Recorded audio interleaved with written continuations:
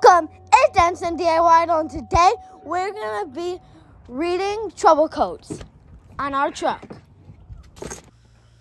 If you get in your vehicle and you end up seeing one of those check engine codes on your dashboard, the computer's trying to tell you something's wrong.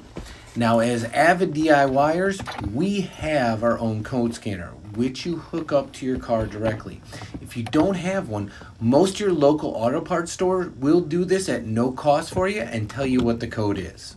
So after connecting the cable to the OBD-II port, which is typically under the driver's side dash, you're going to want to go ahead and put your car in the on position. Right here, you see the code on my dash.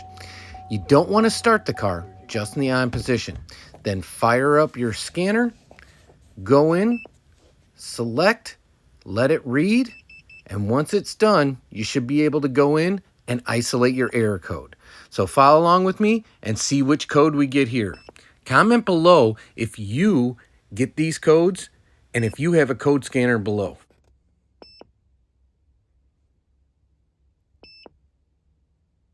Now with our code scanning, we ended up getting a 0446 or a P0446 code. That's an evap leak. Small, but it is a leak that we need to figure out what it is. So if you want to see a full walkthrough, because ours was extremely unique of what was causing our evap leak, and a full tour of how we repaired it, click the link above. However, the most common reason for this leak is right here. So go to your gas cap, open up your door, however that works in your vehicle, turn out your gas cap, check the gasket around there for any deterioration or any gunk or crud buildup. Then when you close it, make sure you read according to the cap how many clicks. Some are 1, some are 3. The leak in this area is typically the reason. However, as I pointed out, ours was down here, and you'll see a full tour because we had something unique happen on ours. So check out that video if you want to see what fixed ours.